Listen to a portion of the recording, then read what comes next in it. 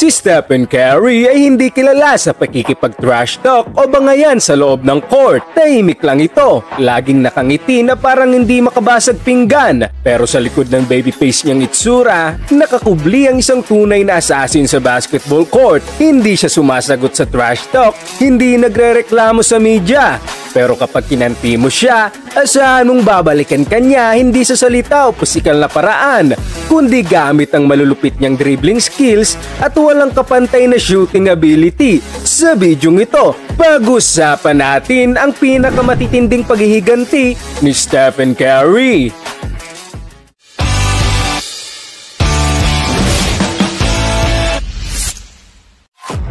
Noong 2019, nagkaharap ang Houston Rockets at ang Golden State sa Western Conference Finals. At isang gabi bago ang Game 6 matchup ay merong isang oras na shooting session si Steph sa Toyota Center. Ngunit nang malaman ni Chris Paul na may shootout si Curry sa kanilang home court, ay inunahan niya ito sa arena para mag-practice din. At ayon pa sa mga ulat, inalok ni Curry na hatiin ang court para pareho silang makapag-ensayo, ngunit hindi pumayag si Paul dito.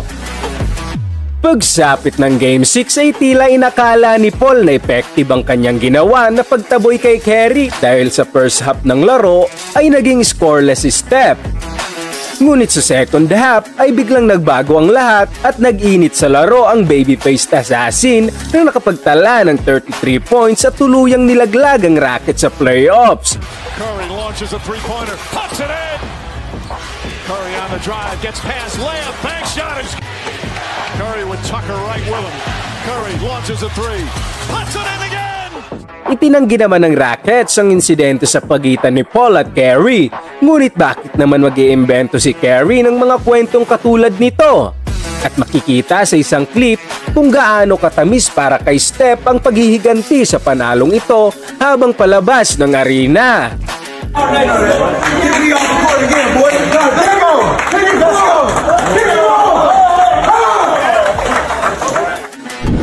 November 28, 2021 sa laban ng Warriors at Clippers ay may 9 na minutong natitira sa laro. Sa isang play ay tila easy basket na lang ito para kay Steph mula sa isang pass break. Ngunit nandun si Terrence Mann para pigilan ang plays na nagkaroon ng contact sa ere kay Steph. Ngunit hindi ito tinawagan ng referee kaya't biglang sumabog sa galit si Curry na agad nabigyan ng technical foul. Can't just pick and choose which one's the call. There's definitely contact there. That's not the angle. Show the other angle. I know Steph initiated it, but... Sa next possession naman ay nagpakawala ito ng isang tres na kanyang naipasok, ngunit tinawagan ito ng offensive foul kaya't hindi ito counted. Napangiti at napailing na lang si Steph na tila hindi makapaniwala. Dahil dito, nag-init si Curry sa mga sumunod na plays. Ilang minuto lang ang lumipas ay nagpakawala siya ng deep 3-pointer sa mukha ni Eric Bledsoe. At sa mga sumunod na possessions ay tila pinaglaruan nito ang Clippers na dinurog mag-isa ang buong team. With Eric Bledsoe. So Steph muted out. Clippers are 9-4 at home. The Warriors are 6-1 on the road. Curry, three! The Clippers in game 2 and beat them almost single-handedly. He's trying to do the same with 31! He's gone psycho! Psycho Steph is a killer! Sa loob lamang ng 75 seconds ay nakapagtala si Steph ng 9 points at tinapos ang laro na may 33 points, 5 rebounds, 6 na assists at 6 na steals. Ayon kay Steph na ang kanyang technical foul na nakuha ay nagbigay gigil sa kanya at sa buong team. Dahil sa pagtalo ni Steph sa Cleveland Cavaliers ng ilang beses sa NBA Finals, hindi na nakakagulat na galit sa kanya ang mga fans sa lugar. Dahil kahit sa Cleveland ipinanganak si Steph, ay hindi ito nakaligtas sa mga pangbubu ng mga fans. Sa 2022 NBA All-Star, bago ang kanilang laro, ay nag-promote ito ng kanilang bagong show kasama ang kanyang asawa. Ngunit ramdam nila na hindi sila welcome sa Cleveland. At nang magsimula na ang actual All-Star Game ay hindi pa rin tumigil ang booing ng mga fans. Kasama ni Steph sa team sina LeBron, Garland at Jarrett Allen na mga naging players ng Cavaliers. Ngunit sa mismong laro ay dito niya ibinuhos ang lahat. Nag-iinit nga si Steph beyond the arc at nagkaroon ng total na 50 points at nakapagtala ng All-Star record na may 16 3-pointers at naiuwi din nito ang All-Star MVP. You know what I mean? Just honoring the people that helped. One-legged three. I had a few flashback nightmares. Stop I saw everyone out here oohing and on with him.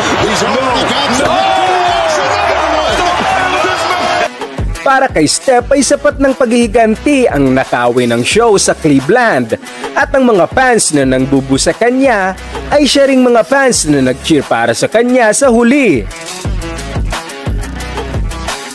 Game 2 ng 2018 NBA Finals, sa pagtatapos ng third quarter ay nagbato si Steph ng desperation shot at pagkatapos nito ay nagsimula ang tensyon sa pagitan ni Kendrick Perkins na nasa bench ng Cavs at ni Steph. Hindi malinaw kung saan ba nagsimula ang alitan, ngunit naniniwala si Steph na tinangka siyang patiri ni Perkins nang ma-outbalance ito pagkatapos ihagis ang bola na maaaring mag-cause ng injury. Hindi naman required si Perkins na magbigay daan para kay Curry, ngunit sa NBA ay may unwritten rule patungkol dito. Si Steph nga ay may history ng ankle injuries kaya't maaaring ito ang naging dahilan ng kanyang galit. Ayon naman kay Perkins ay hindi naman siya gumalaw at walang ginawa na nakaupo lang. Ngunit ito ang problema dahil minsan ang hindi pagkilos ay tila paggawa din ng aksyon.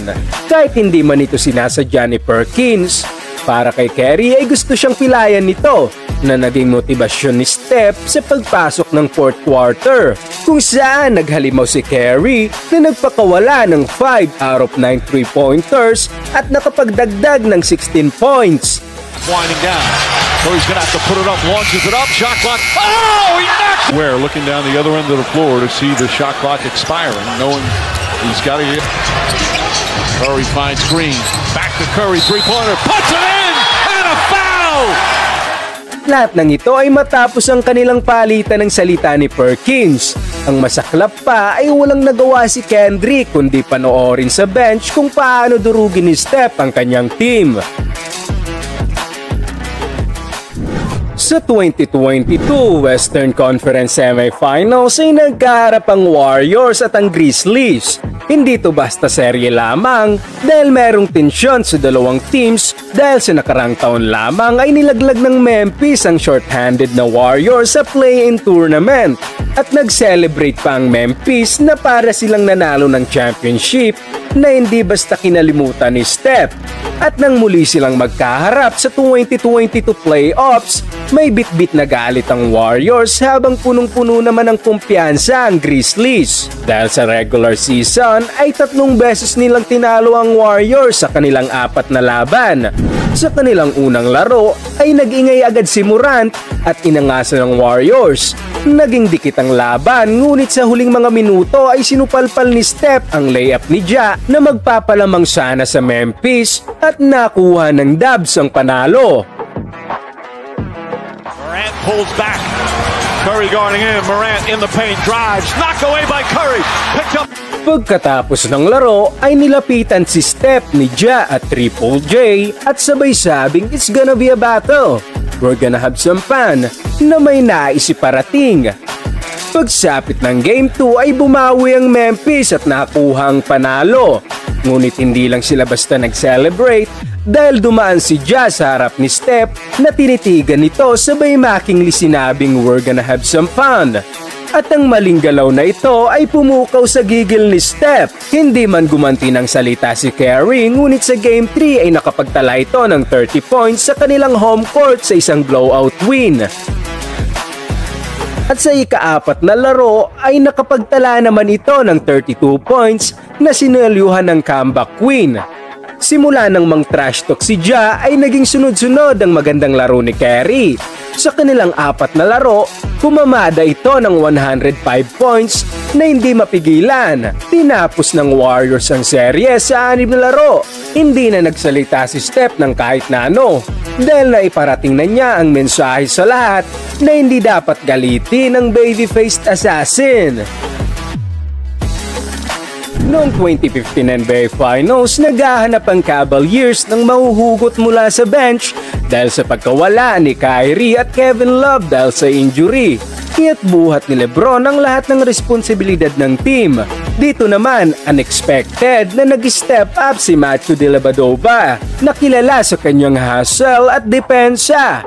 Sa serye, siya ang naging defender ni Steph na kung saan maganda ang kanyang ipinakita kaya't binansagan itong the carry stopper. At hindi lang ang mga fans ang nagsasabi nito dahil pati ang media ay nakisali rin sa hype. Ngunit ayon sa report mula sa Warriors camp, hindi nagustuhan ni Steph ang bansag kay Delly na carry stopper. Sinabi pa nga ni Andrew Bogut na dahil dito ay lalong nag-init si Steph na naging maganda para sa kanilang team. Magaling umanong defender si Delly pero hindi ito matatawag na carry stopper. Sa unang 4 na laro sa serye ay tahimik pa si Steph para sa kanyang standard. At bago ang 5th game ay tabla ang serye na parehong may 2 panalo. Ngunit sa Game 5, less than 3 minutes ng 4th quarter sa isang play ay nagkatapat si Steph at Delly. Dito ay pinakita ni Steph na hindi siyang makakapigil sa baby-faced assassin na pinaglaruan ni Steph gamit ang crossover sabay step back 3-pointer na nagpayanig sa buong arena. At ang play na ito ay hindi lamang naging simpleng highlights kundi naging statement para kay Steph. Sa isang play lang ay pinatahimik niya ang doubters, ang media hype at higit sa lahat ang maling akala na kaya siyang pigilan ni Dellavedova. At yan ang pinakamatitinding paghiganti ni Stephen Curry. Anong masasabi niyo patungkol dito mga boss? I-komento mo lamang sa ating comment section at babasahin nating lahat yan. Huwag kalimutang mag-subscribe para suportahan ang ating munting channel.